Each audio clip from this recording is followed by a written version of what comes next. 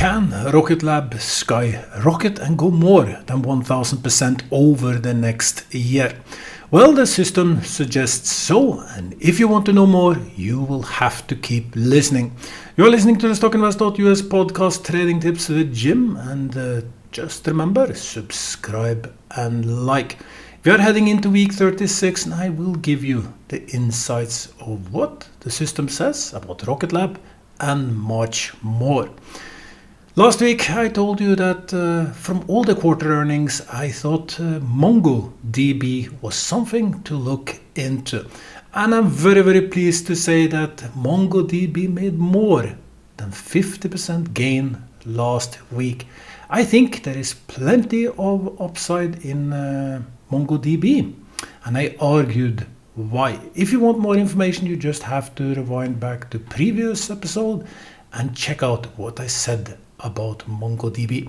Also this week there will be some quarter results, not the bigger one, and neither of the things that I see have the shape and form, in my opinion, to move market much. It will be much more about the sentiment, in the general sentiment, and the things that we really cannot tell for sure that may come out of the blue.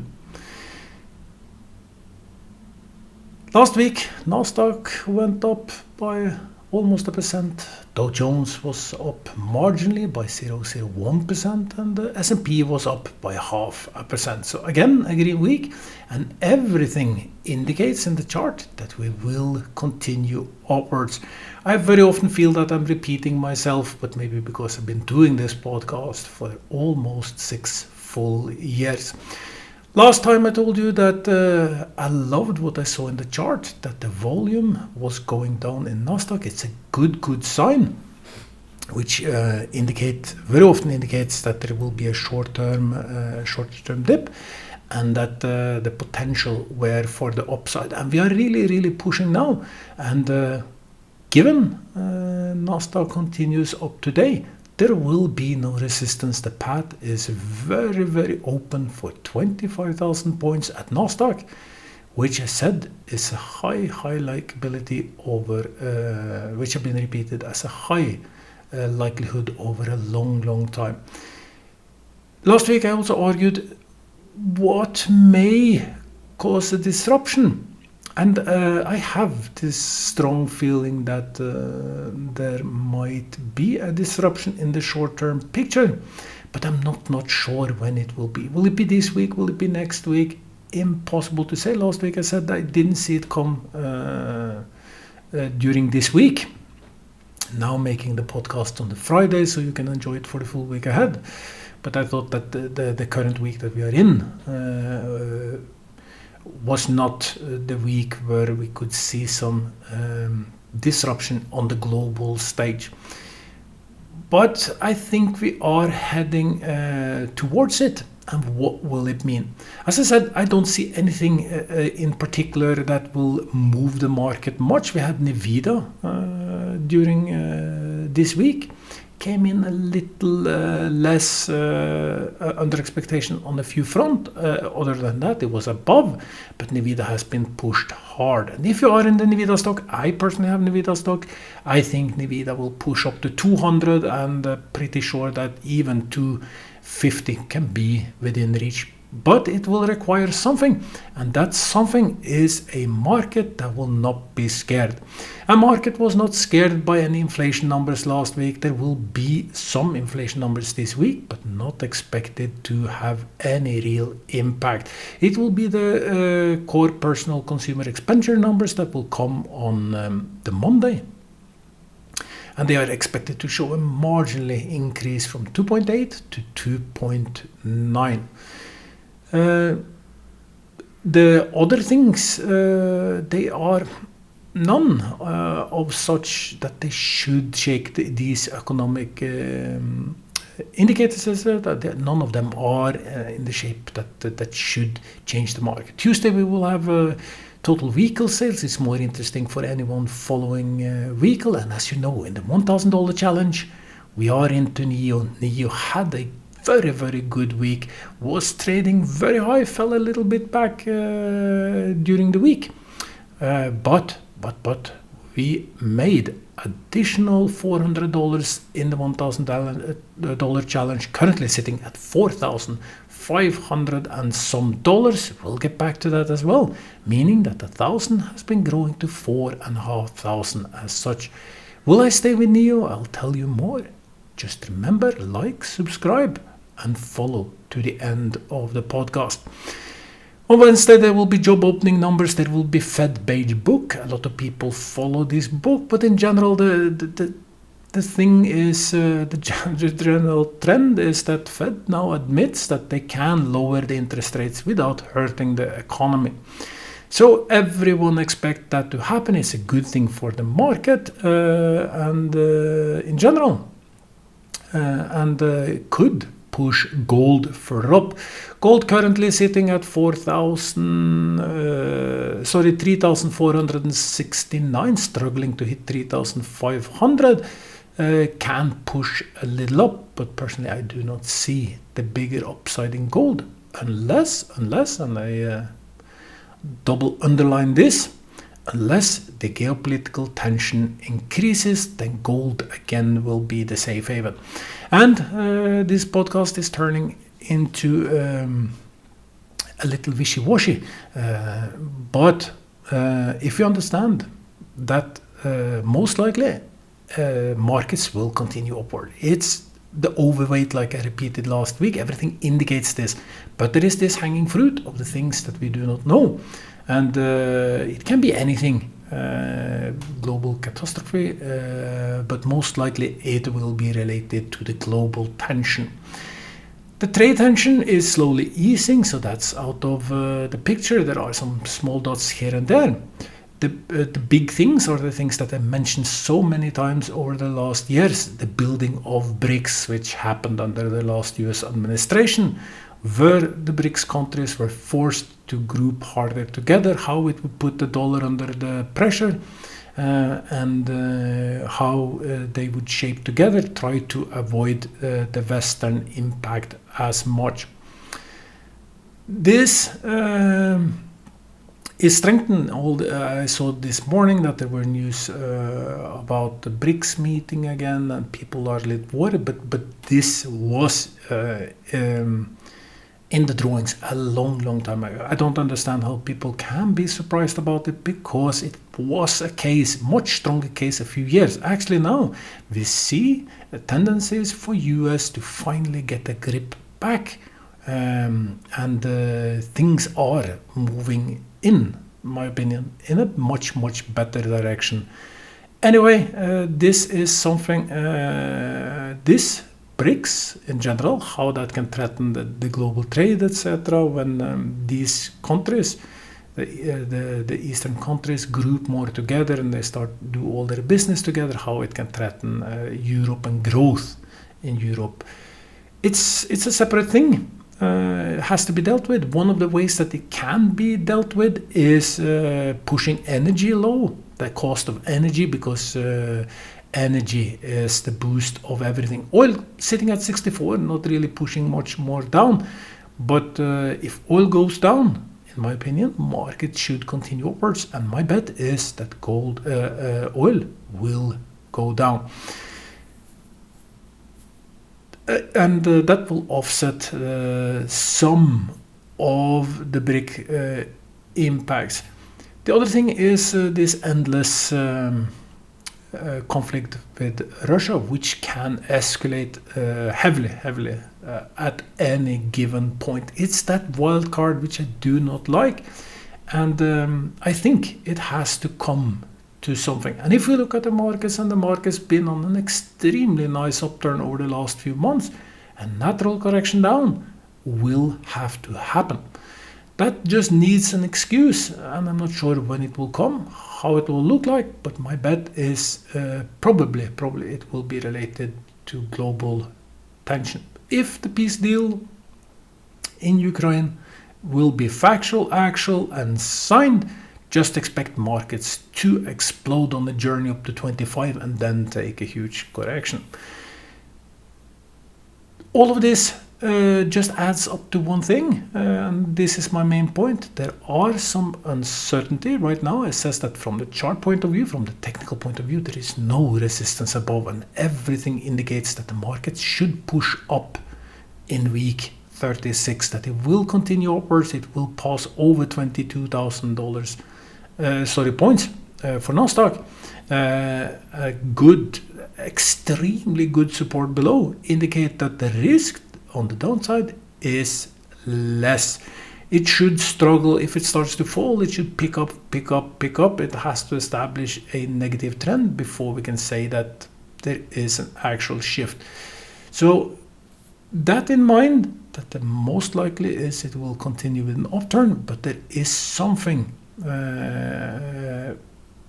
that can come in and change the picture along the fact that I think the market is up 25% something since April. A natural correction is just natural. People will secure this profit. With this in mind, I already started to reduce my exposure in the market a little bit. I think there is a huge upside, especially in Nasdaq dominated stocks. There is a lot of stocks at Nasdaq that should have the potential to go quite much and do nice returns. Many of these stocks will not be very well-known names because they will be picked up. People will be looking for stocks that have some potential for go up, and a lot of stocks have been beaten. So that is my guess. What will happen is that Nasdaq will continue to do somewhat good. It's one of the better places to be in. As far as I can tell. The buy signals also increased for Nasdaq last week. It was 16% buy signals last week. Currently 23 is not high at all, but it is increasing, and that is just because a lot of stocks made very nice upturns last week. Thursday will follow with the jobless numbers. Nothing expected from the jobless numbers. There will be continuous jobless claims. The accumulated volume of this expected to be under 2 million, around 1.95 million. Nothing is expected for the jobless claims. Fed balance sheet will come in expected to be around 6.6 trillion, and the unemployment rate on Friday will be announced on Friday, expected to be 4.3%, a slight increase for 4.2. But none of these, as I said, has the real impact to move the market, unless, of course, some of them come in very odd, but there is nothing, absolutely nothing in the past, and the expected future to tell that these numbers will be off scale. From quarter results, there will be several, but none of them are big enough to move the market. We already had a lot of big companies, and the companies this week, some of them are in the upper end, but the rest of them are smaller ones. It starts with Zscaler on, these are just the most important one. It starts with Zscaler on Tuesday, expected to swing 5.3%. Then there is a much more interesting case also on Tuesday, because NIO will come with Q3 results. And anyone following this podcast knows that I went heavily into EV. And especially NIO, I've taken a huge bet into NIO. So far, paying very well off. Been a patient wait for NIO to find the bottom, but you don't know exactly when the bottom is. I just started to pick shares when I thought the bottom was. I was off for the first few trades. But in total, I think I have like 7 trades into NIO, and averaging a very nice average, which means that I'm in a solid plus as we speak. And NIO is also in the $1,000 challenge, and NIO is expected to move 10.14% on the quarter results either way. And here we have to guess. We know that things will happen. We know that the pressure has been in NIO, and I see a lot of analysts are now starting to be very positive about NIO and think there is a huge upside in NIO. And when we started this podcast, I said that Rocket Lab is expected to move maybe as much as 1,000% over the next 12 to 16 months. If we look at the same system, but with NIO, and I told this many podcasts ago, NIO is expected to move more than 400% over the next 12 months because the analysts believe that NIO will get back on track and turn red into green, meaning that they will go from losses to profit and they will increase their market share. This product, by the way, which I'm talking about, which identify Rocket Lab, which shows the potential of NIO, you will find in the AI analysis on StockInvest. You go to StockInvest.us, you find the ticker that you want to check, and there is advanced AI analysis, and click on it, generate the report, and there you will see the tool which has been made to try predict the future outcome. It doesn't have to be correct, but all testing shows that it's at least a good indication. For NIO, maybe that it has been moving too much over too short time and may take a hit on Tuesday. So hard to say. I think the average of the analysts now says that $8 is the correct price, currently sitting at 651 or something like this. Is it possible? Not sure. I will not be surprised if NIO take a dive on Tuesday and that we can follow a slow period just after. Impossible to say. There is a lot of expectations for the new vehicles in general, but it might also be that all this negativity around EV slowly is turning into positive, and that even a bad quarter result doesn't matter. In general, trend is the one that you should follow. Let the trend be your friend. And NIO is in a clear upward trend. For sure, it has broken that long falling trend and pushing upward, so it's more a matter of patience. Wednesday will follow $3, GitLab and Salesforce, and I mentioned MongoDB last week and said that I believe due to all the so-called vibe coding, etc., companies like MongoDB should be a good place for future growth. GitLab is another of these examples, because you have to, when you do your code and eventually maybe you even try it, you sit and vibe code and suddenly your code is all over the place. You have no idea what it's doing. You try to correct and you wish you could go back. You try to ask your AI, go back.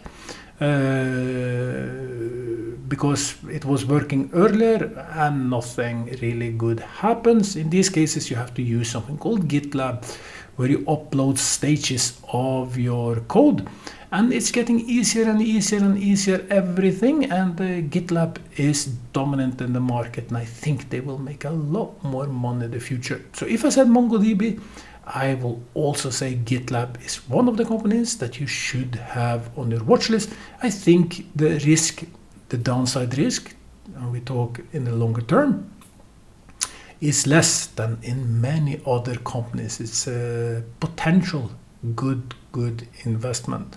Salesforce will also come with numbers. Broadcom will come on Thursday together with the DocuSign, and none of them is expected to swing very much. That brings me back to Rocket Lab, because I started with that and I promised to tell you a bit more. While I'm at it, remember, subscribe and like. It's the only way to continue this podcast. And before I go to Rocket Lab, and just after Rocket Lab, I will give you the $1,000 challenge and tell you how it's doing and what I'm doing next. Quick look at the buy and the sell signals.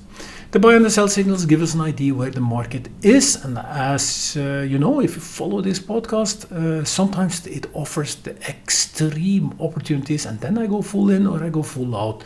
It is very seldom either. Across all the tickers that we analyze, 41% have buy signals. Is nothing special high. There is nothing alarming about it. If we go to Nasdaq, we see that 23% of the companies have buy signals. New York Stock Exchange up at 48, a jump up from 36 to 48. That is starting to be a little high. And I would be maybe a little caution. London 43, Oslo 33. Frankfurt 43, National Stock Exchange of India 15, Tokyo 55, and Shenzhen China 49. A lot of numbers there. So what do they mean? In general, it means that there is a buying opportunity in India. India being hammered over these tariff things. The general trend in India. India is such an interesting country. Lots and lots of investment potential in India. I'm very certain that if we go 5 years ahead or 10 years ahead, anyone invested in some sensible, reasonable company from India would look at a huge profit.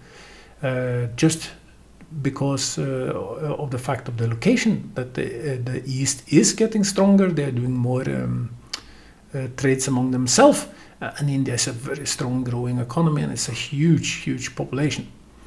But nothing in these numbers are really scary. It tells me there's still room for some more upturn at Nasdaq. We are not at levels where things are scary. What I didn't say about the chart, if you look at Nasdaq chart, is that yes, I loved how the volume was low last week when Nasdaq was falling down, and that was a good sign. But the volume didn't pick up as much on the upturn ahead. To me, that tells me that there is a higher chance for a continuous upturn than downturn, but it's not like the strongest indication. Also tells me that you can expect volatility, a lot of volatility, meaning that the market can be up one day, down the next day, or even intraday up and down a lot during the day. But the general trend, as I say, is in an upturn. Rucolab, and I haven't studied the company very much. I just have a list of companies, and just to tell you what the system does. It look at what the analysts expect in the future. Use some special algorithms that I have developed, and based on this gives it tests some correlation, etc., and a few things, not to get too advanced. And based on this, if the analysts are somewhat correct, what you can expect in the future and the probability of this, meaning that I can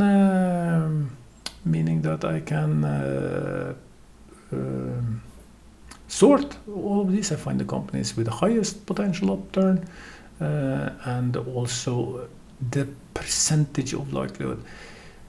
Rucolab in this system is expected to move, let's see, all the way up to from, it's currently trading around $47.91, expected to move all the way up to $718 in 16 months. I find that a little hard to believe, and the likelihood when we run this through several tests is only at 40, which means that we shouldn't aim for this at all. That is why I said 1,000%, not 1,400% upturn. But it's indicating that Rucolab should do strong. With this in mind, and nothing is given, I put Rocket Lab in the same category as GitLab. Rocket Lab seems like an interesting company to dive more into. I will personally do this myself. I will dive into Rocket Lab and see if I will take a stake into Rocket Lab. Have to dive deeper into all the financials, their products, etc. I'm just saying what numbers says. Numbers says that Rocket Lab has a potential strong upturn ahead. And you may ask, how correct are this system? Well, it picked a lot of winners lately, been very happy about the return, but that doesn't mean it's guaranteed. And I know so many of you are coming to this podcast just to be told what to do, what to buy, what to sell, and to make money, and that is sadly also the reason why you lose a lot of money. You have to do your own work. I just give you some companies here. I say that Rocket Lab look good. GitLab is within the sector, which I think has some nice potential growth. And I also believe that if I'm wrong, because from time to time I'm wrong. If I'm wrong, the downside will not be as hurtful. Most of you will just hunt. You will look at Financial Who or other places, look which stock is moving the fastest upwards, and you will jump on the train. Fear of missing out. And usually that is how you lose money. You maybe enjoy a day or two of upturn, and then it's a downturn, and you don't understand what happened and why it happened. Whatever is pushed in the media, I would be very careful. Also, jumping on the train too early. Actually, I usually sell. So when there is a lot of starting to be a lot of positive things about EV, indicates to me that maybe there will be a short top coming up. It's usually the fact that the major players, they push news to push the stocks, get an exit, and then they will go in later. So one of the strategies that's been working a lot for me is being on the little odd side of the news, doing the opposite of what the news try to tell you to do. But that works for me, doesn't have to work for you. One thing remains, 26 minutes into the podcast. Thank you for being patient. Thank you for listening. I really happy about that. I know some of you already took the profit in NIO. I got a few messages, private messages, and I saw one I think was on the YouTube video last week. Also said went out of NIO with profit. Very happy for you, happy, and it was a long wait, but very happy about it. NIO is still in the $1,000 challenge. Was bought a little too early at 5.1. Currently sitting at $6.51, up almost 30%, 27.65% is up since it was bought into the portfolio. The $1,000 challenge currently sits at $4,583.42. That is how much I've been managed to grow the $1,000 over the year. It's under my personal expectations, but it is just how it is. I was too early into NIO and the stocks. Someone asked to see the stocks before. Well, you have to go to previous podcasts to see which stocks was in and out of the $1,000 challenge. But for a long time, I've been sitting in NIO, and I will sit in NIO a little more. I think there is more upside, but like I said last week, NIO can go on a run, and it almost did. During the week, it was up at 680 or maybe even 690, and I told you last week that it may happen that it will push upwards to $7-8, and I will just have to think because it will just be a short-term run, and it will be stupid not to take profit and rebuy later. The thing which I also said is that I made this $1,000 challenge so far in the way that you always can follow what I do. I tell you up ahead when I will do things, how I will do things, and you always get to know the stock before I buy a new stock. And I was thinking what to do. Should I do this? And I decided that I will remain faithful to what I have done, but you should be a little bit different. I will stay in NIO. I will not sell it unless I tell you first, and I will try to give you the exact amount where I probably will sell it. I think there is a huge upside in NIO. I think we are just in the very beginning of the upturn. The question is, when will the downturn come? How long will it last? How long do we want to sit when there is other shares, maybe Rocket Lab for instance, to get into? But I think if it gets into a frantic rally, you should try to see if you can figure out the top. Use the chance to sell and rebuy. That will reduce your risk, and you will accumulate shares. I will sit in NIO also till next week. The only thing that may cause me to flip if we get into just a insane rally, and if I remember correctly, NIO is a heavily shorted stock, and I think it was I will have to check. Sorry that I didn't check before the podcast, but I think there is like 21-day repayment to get out of all the short positions. But if NIO keep pushing upwards, it can get into this fulfilling run, because the shorters has to cover their shorts, and they are not able to do that in one day. It was quite long for NIO, if I remember correct, which means that it can be an extended rally just going. And if that happens and we get into some really frantic, I would say anything, if it goes very high, it starts to go like 30% every day, I might flip out of the $1,000 challenge just to secure the profit and go in when it has the natural reaction down.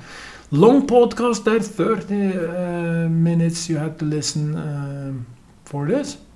I hope you enjoyed it. I hope if you like it that you will push like, and more than anything, I hope your portfolio will be much greener by the end of the next week, that you are succeeding in whatever you do, that you are patient enough to stay in the market and avoid the biggest losses. That is how you lose your money, and that we together can keep growing our investments to the next level. Until next week, just have a super week. Bye.